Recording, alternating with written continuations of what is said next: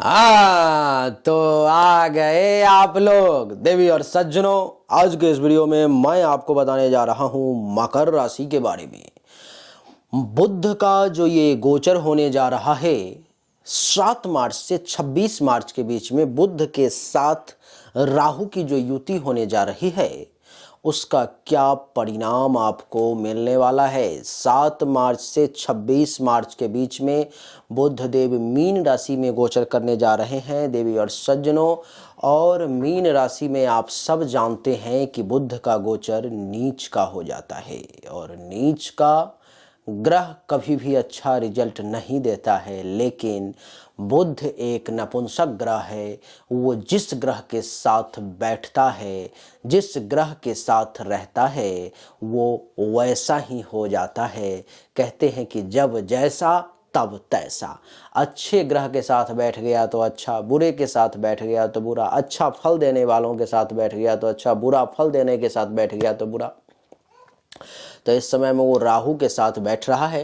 राहु भी मीन राशि में है, बुध भी मीन राशि में है। तो इसका क्या प्रभाव आपके ऊपर में पड़ेगा, अच्छा फल क्या मिलेगा, वो मैं आपको बताने जा रहा हूँ। बुरा फल तो देख देख करके आप भी बोर हो गए होंगे, बुरा आपके साथ होता है, लेकिन बुराई में क्या अच्छाई होने जा रही है उस विषय पर मैं आज के इस वीडियो में चर्चा करने का प्रयास करूँगा। राहु और बुध की जब युति होती है तो जड़त्व नामक योग बनता है, लेकिन मैं इसमें से अच्छा निकाल करके आपको देने का प्रयास करूंगा कि अच्छा क्या आपको मिलेगा। तो आइए चर्चा को आरंभ करते हैं। हेलो नमस्कार आदाब सलाम सत श्री अकाल, केम छो कस्से काय केरो हाल है केराची यहाँ सब कैसन वानी, हाउ आर यू, कैसे हैं आप लोग। केम होना चो मनक्कम खम्हा गनी हुकुम केमते अच्छंते की खबर, नमस्तुभ्यं राधे राधे। देवी और सज्जनों, मकर राशि वालों के लिए कुंडली के तीसरे भाव में बुध और राहु की युति होने जा रही है। कुंडली के तीसरे भाव में बुध और राहु की युति, सबसे पहला पॉजिटिव रिजल्ट ये है कि मकर राशि वाले जातक को सहज संवाद कौशल मिल जाएगा। इस समय मकर राशि वालों को सहज और सुगम संवाद कौशल मिलेगा। बहुत आसानी तरीके से किसी भी माहौल में कहीं भी बैठ करके बोलने की क्षमता आप में बुध जो है सो प्रदान कर देगा। राहु के साथ ही होती है, आप बहुत आसानी से कहीं पर बैठ करके कुछ भी बोलने में बहुत ज़्यादा हेजिटेशन महसूस नहीं करेंगे और बेहतरीन तरीके से संवाद करेंगे, कम्युनिकेशन करेंगे, जिसके कारण से आपके बोलने की क्षमता, कहते हैं कि जब आप बोलते हैं तो वो डिसाइड करता है कि आप कितने ज्ञानी हैं, कितने विद्वान हैं या कितने मूर्ख हैं। लेकिन इस समय में आपका वाणी, आपका संवाद कौशल आपको विद्वानों की श्रेणी में ला करके खड़ा कर देगा। देवी और सज्जनों, इतना ही नहीं, बुध का कुंडली के तीसरे भाव में बैठना मकर राशि वाले जातक को सामाजिक नेटवर्किंग में भी बहुत आगे ले जाएगा। सामाजिक नेटवर्किंग में वृद्धि और संबंध इस समय में बढ़ते हुए नजर आ रहे हैं। यानी कि मकर राशि वाले जातक का इस समय में समाज में एक दूसरे के साथ कनेक्शन बहुत गहरा होगा। मकर राशि वाले लोगों को इस समय में ऐसे ऐसे लोगों के साथ भी उठना बैठना 7 मार्च से 26 मार्च के बीच में हो सकता है जिससे कि संभावनाएं नहीं थी, कभी सोचा नहीं था, लेकिन उसके साथ भी उठने बैठने का अवसर जो है सो आपको प्राप्त होगा और वो भी आपके साथ जुड़ना चाहेगा, आपके साथ मिल करके काम करना चाहेगा। तीसरा जो ऑप्शन हमने बताया है, तीसरा जो पॉइंट हमने बताया है वो है कि मकर राशि वालों को धार्मिक और आध्यात्मिक संवाद करने का भी अवसर जो है सो प्राप्त होगा। इस समय में देखेंगे कि आपकी धार्मिक और आध्यात्मिक सोच में भी सुधार होगा, आपके विचार में भी सुधार होगा। जो आप संवाद कौशल है आपके पास में, जो आप बोलना चाहते हैं उसमें भी सुधार होगा। और कहते हैं कि पानी पियो छान के, गुरु बनाओ जान के, और जब भी कोई बात बोलो तो वो बोलो बांध के। तो इस समय में जो आप बोलेंगे वो बहुत बांध करके, एकदम बातों को, वेट को तौल करके, संतुलन बना करके किसी भी विषय पर में जो है सो चर्चा आप करेंगे और धार्मिक और आध्यात्मिक संवाद में ऐसा लगेगा कि आप भी एक विद्वान हैं, आप भी जानकार हैं। देवी और सज्जनों, चौथा पॉइंट जो हमने लिखा है वो लिखा है कि शिक्षा के क्षेत्र में आपकी प्रगति होती हुई नजर आ रही है। इस समय में शिक्षा में प्रगति और सफलता की प्राप्ति का योग बन रहा है। आप शिक्षण क्षेत्र में, एजुकेशन फील्ड में अगर आप विद्यार्थी हैं तो पढ़ाई लिखाई में खूब मन लगेगा। अगर आप किसी कंपटीशन की तैयारी कर रहे हैं तो बड़े डट करके बहुत मन से जो है सो तैयारी करेंगे।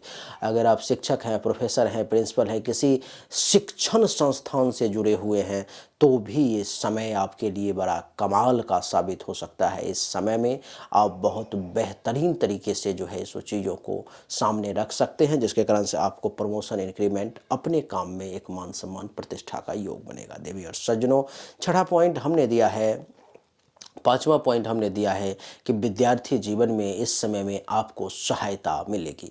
यानी कि मकर राशि वाले जितने भी विद्यार्थी वर्ग के लोग हैं, उनके संघर्षों का समाधान होगा, उनके समस्याओं का समाधान होगा और सही ट्रैक क्या है वो पकड़ के आप आगे बढ़ते हुए नजर आएंगे। देवी और सज्जनों, छठा पॉइंट हमने दिया है कि यात्रा और परिवहन के क्षेत्र में आपको सफलता मिलने का योग है।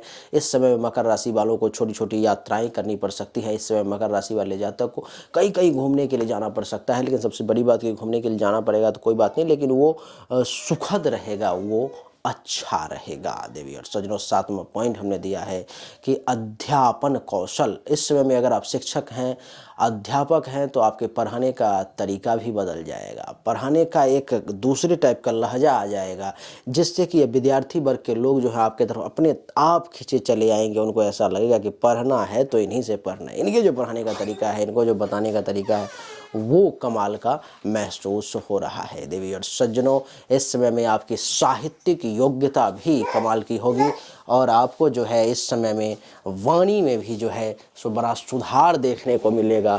आप जो बोलेंगे, आप जो कहेंगे, वो कमाल का होगा मकर राशि वाले, क्योंकि आपका साहित्य, आपका वाणी, आपका विचार इस समय में बहुत ही बेहतरीन तरीके से जो है सो सामने आएगा। नौवां पॉइंट जो हमने लिखा है वो लिखा है कि लेखन और संपादन कौशल में भी सुधार होगा। अगर आप एक राइटर हैं, अगर आप कुछ लिखते हैं, नहीं, अगर आप लिखते हैं, लेखन प्रक्रिया है आपकी, तो उसमें आपको सुधार देखने को मिलेगा।